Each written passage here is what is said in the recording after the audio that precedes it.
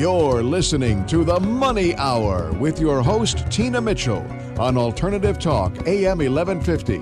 Now, back to the show with local mortgage and finance expert, Tina Mitchell. Welcome back to the Money Hour with your host and mortgage expert Tina Mitchell right here at 1150 AM KKNW, the Saturday, April 8th show. I am committed to providing the knowledge needed to be successful in every area regarding your finances. Knowledge is power, and that's what the show is about, and that's what you'll receive from listening to the show today. If you're hearing my show at a different time of day, you are listening to a rebroadcast, but you can always call the show at 1-855-400-1150. That's 1-855-400-1150, or online at themoneyhour.com to ask any questions for the guests that I have in studio.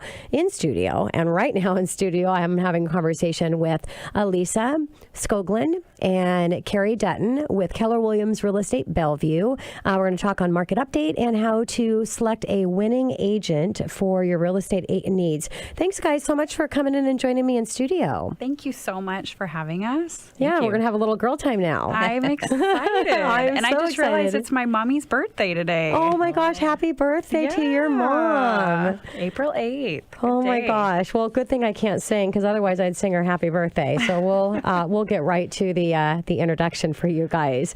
And a little bit about Elisa. Elisa loves everything about what the Pacific Northwest has to offer. She took the leap into real estate at the age of 22 and never looked back. Elisa is very assertive person that brings a unique perspective to selling, buying, or investing in real estate. One of her main goals is to empower her clients with the tools that they need to make educated decisions. To Elisa, it's never been about just making a deal. It's about creating a relationship with her clients that will last for generations.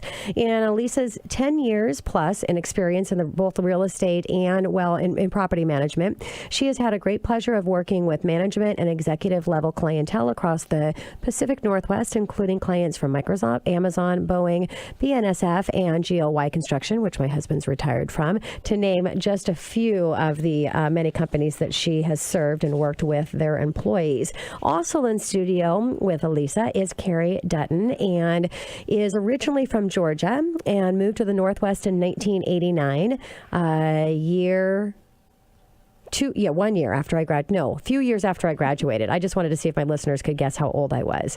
She lived in the Seattle area since 1996 and purchased her home in Bellevue in 2001. She's been in real estate since 2001, and before that had experience in retail sales.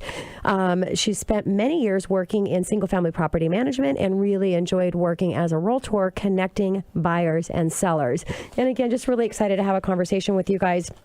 Such an important topic for anybody that is looking at buying real estate, selling real estate, or just getting educated on what's happening right now in the real estate market in our local market. So we're going to talk about a market update and how to select a winning agent for your real estate needs. So I'd like to start out, Keri, with you. What are the current year-over-year numbers for King County?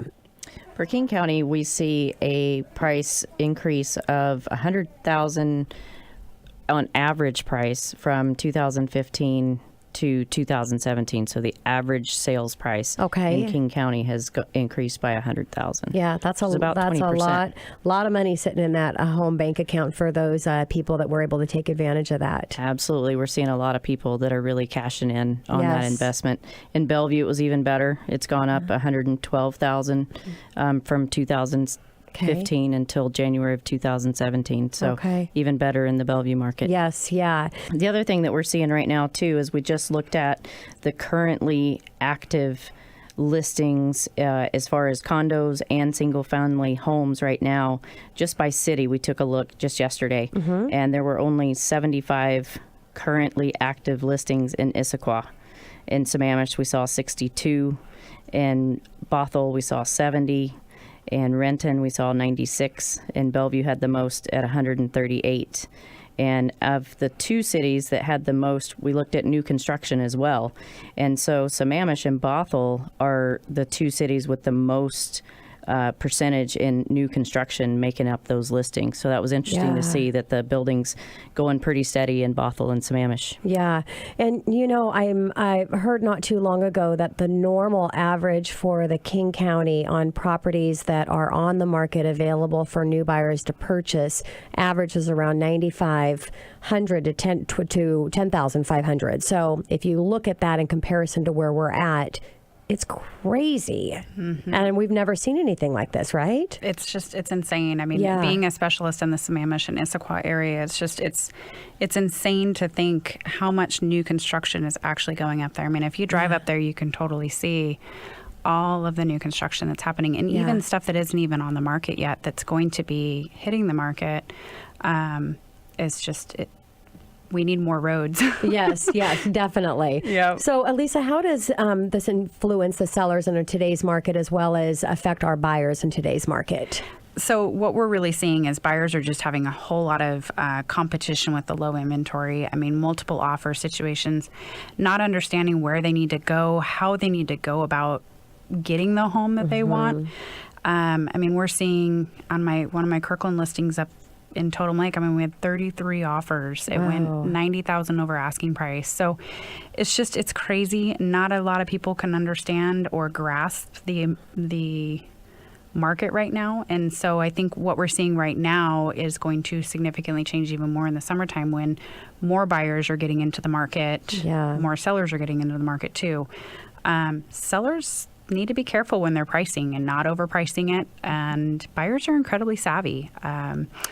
The huge thing with buyers right now is they have the technology at their fingertips. I mean, our mobile apps that we have, that we share to all of our buyers, you can drive up to a property, pull it up on your mobile app and see what's going on. You can also see what the neighbor's home sold for. And they're just looking off of pictures. They're not actually going into the home, smelling it, scratching it, sniffing, doing the whole, what's the carpet look like? I mean, in pictures, it can look beautiful, but when you walk into a home, it can be completely different. That's why you need to lean on your agent to make sure that they're actually doing the market research for you, previewing those homes, knowing exactly what is in the home. Because, pictures are misleading. Yeah. They're beautiful sometimes. Yeah. Sometimes they're not so beautiful. And so, another thing that we like to do is we like to call in the pending sales for additional details. You'd be surprised how many agents don't call listing agents that are pending to know kind of what's happening. And makes total sense. Keri, what are you seeing? What are you seeing that is the impact with the buyers and sellers? Yeah, the buyers are waiving so many contingencies, and that can be a great thing to do in certain situations, but it's not always the best, and you have to rely on your agent to help guide you and understand what your specific situation is. And, don't go too crazy for it, but use the tools that are out there. Use the experience that your agent has being in the market, going through lots of different transactions and taking classes like we do a lot for, just our continuing education is huge, and getting other people's experiences and learning. But buyers really have to pick a winning agent if they want to buy in this market. Definitely. Really you've got to have somebody that is experiencing and getting things, getting these offers accepted is so important. So, Elisa, are you seeing the same trends as last year as far as the appraisals taking longer times, the rush fees that are getting expected? What are you seeing in the majority of your under contracts that are happening as far as the appraisals? So last year it was just insane. I mean, I'm sure you remember. I mean, we did a couple deals together where it was just, I mean, insane. But kind of what I've been seeing with most of my lenders, and including you, I mean, you guys are right on it. You guys learned, we all learned from last year. And I think the biggest thing for us is getting the home under contract pending right away and not dealing with the inspection and being able to order that appraisal right away. Exactly. I think you did one for me a couple weeks ago. How many days was that appraisal? I can't remember, but I'm on an average, they're less than 2 weeks. Yeah. So I think the big thing is just adjusting and communicating, and having that rush fee in there so that the appraisals get picked up, and the service level, you kind of play with it and see who's going to pick it up and what short period of time. And then, like you said, get the appraisal ordered really quickly, submit to underwriting prior to the appraisals coming in, so you got everything all done, ready to go, and you put the appraisal in and go towards closing. So yeah, I'm not seeing any challenges. And I think it's just because, like you said, we're getting used to adjusting the sense of urgency on everything that's related to the appraisal. So exactly. Yep. So Elisa, when sellers are looking for a listing agent to list their home, where should they start looking? Well, the biggest... Outside of calling the show and talking with you guys. Yeah. I mean, that's the obvious answer. Call Keri or I'm sure we'll be happy to help you. The biggest thing that I see that a lot of sellers are doing they're reaching out to their family and friends and colleagues at work. And, we get a lot of referrals from past clients in regards to, hey, we're looking to sell our property. Do you know of anybody? And then we're getting referrals constantly over that. The other thing is do your research. Please, please, please, please do your research. Check Zillow.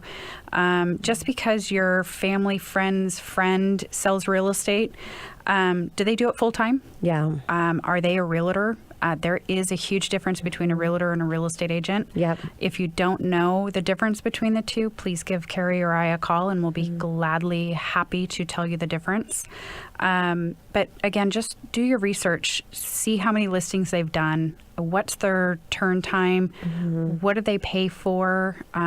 Is staging something they believe in? Those types of things. Just again, stress, do your research, please. Yeah, please. It's so important to have that experienced agent because you want to maximize the profit on your home.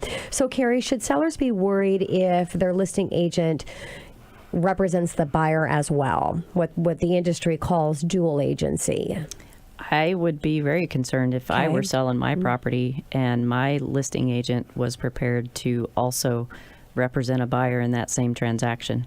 I just feel like you can't 100% represent both persons' interests, and for me, and this is the way Elisa and I work, and we work really well together, I will hold her listings open, hold her open houses.